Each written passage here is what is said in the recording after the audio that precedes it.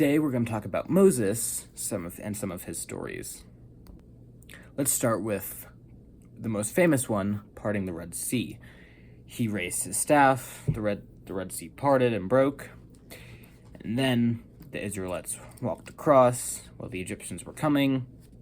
When all the Israelites had crossed, Moses lowered his staff, and this Red Sea, boom, flooded back and taking all the Egyptians with it. And while that's another famous story, that's a famous story involving Moses, we're going to talk about another famous story that also involves Moses that we've all probably heard of. We then have the 7 plagues. Everyone knows the 7 plagues, the boils, the locusts, the death of the firstborn of every family who didn't put lamb's blood over their doors. That's a very famous one. And that's where Pharaoh lost his son, and that's when he eventually convinced the Israelites to leave Egypt. And that story it's quite famous. It's a quite famous story. A lot of people know it. But I feel like not everyone has heard it, especially if you didn't have a religious upbringing or you just don't have access to a Bible. Hey, if you have access to YouTube, I got you. I'm uploading more videos like this. So please subscribe down below if you want to see more videos on stories of the Bible. Not only are we going to do Old Testament, we're starting with Old Testament, and then we're going to move on to New Testament. And that's going to take a while because there's a lot of stories. Whoa, Jesus had a lot of fun living. Yep, he had a lot of fun. Anyway, yeah, please subscribe down below. Now, back to talking about one of the most famous people of the Old Testament. One of my favorite stories involves Moses, and it also involves him raising his staff. The Israelites were on a war with another kingdom, and when Moses raised his staff, the Israelites were winning, but when his arm got tired and he lowered the staff, the Israelites started to lose. So, people held up Moses' arm so that it would stay, so that they would continue to win the battle, which I think is really, really cool, and it represents teamwork, and that's just amazing. It's one of my favorite stories in the Bible. It's a great story. Of course, if we're going to talk about Moses, we have to talk about where it all began. Moses' father, knew that they weren't going to be able to keep Moses when Pharaoh heard that his place was going to be taken over, so he ordered the death of every single firstborn son. They knew that they were going to lose Moses, so they put him in a basket in the river. Moses' older sister followed the basket down the river, where it then eventually reached the Pharaoh's daughter. She had one of her servants go into the river and grab him, and that's where she named him Moses, because she found him in a river. Of course, we all know this story, but I feel like it's also nice to talk about how,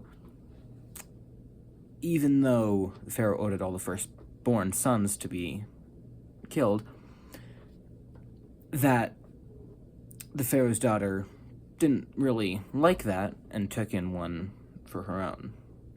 Eventually, since he couldn't take care of Moses' real family brought him up and raised him until he was able to live with the Pharaoh's daughter, and that reunited the family, and so they got to spend time with their son before they had to send him back away. While Moses may be one of the most loved people in all the Bible, he did kill a man. The man he killed was beating up a slave worker, whipping him. Moses was on his chariot since he was raised with royalty, but still with I don't want to say Christian, a Jewish upbringing, there we go. And so he still had good values. And those values translated to why he killed this man. He punched him, he hit him across the face.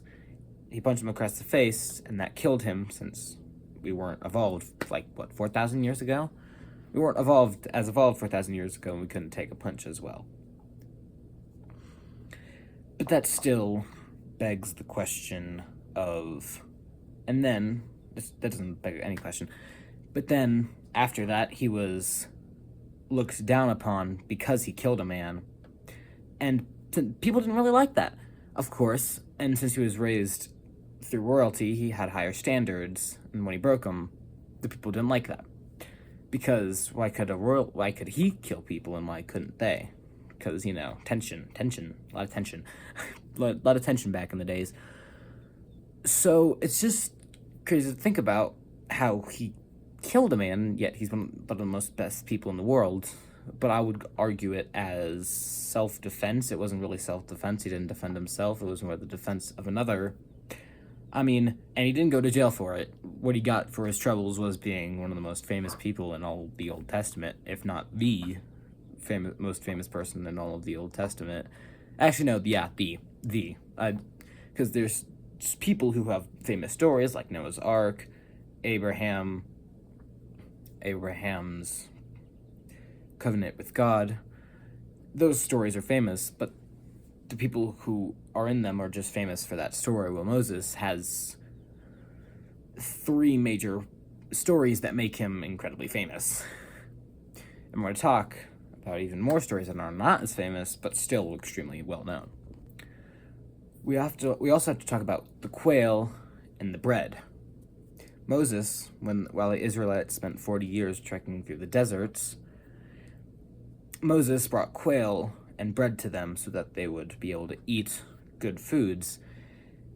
And it's well known the quail. Actually, at my church, when I was younger, at Sunday school, we actually did something on the quail and the manna. Yeah, it's manna.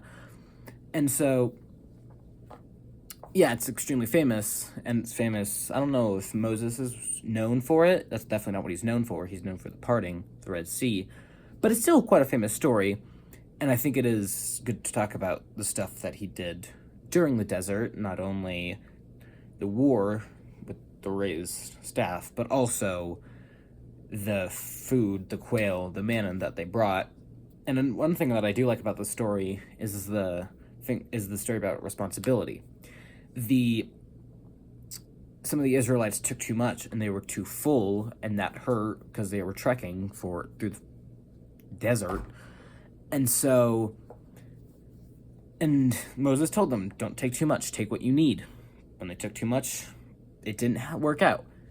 Did they learn their lesson?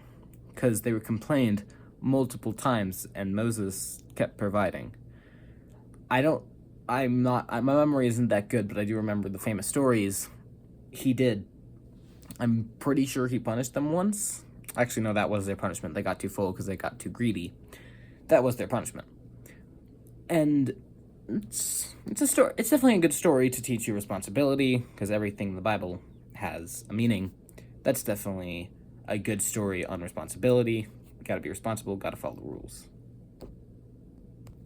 Thank you all for watching this video. If you haven't already, hit the like and subscribe button down below to see more biblical stories just like this. I'm starting with the Old Testament, and I'm working my way to the New Testament. And once I'm done with this trend, I'm going to start something new that I actually might be starting quite soon. I am thinking of starting a little project on YouTube, nothing like merch. I don't have that kind of money. I'm a freaking teenager. So, yeah. But just subscribe if you want to see more biblical content. Peace, pizza, and prayer.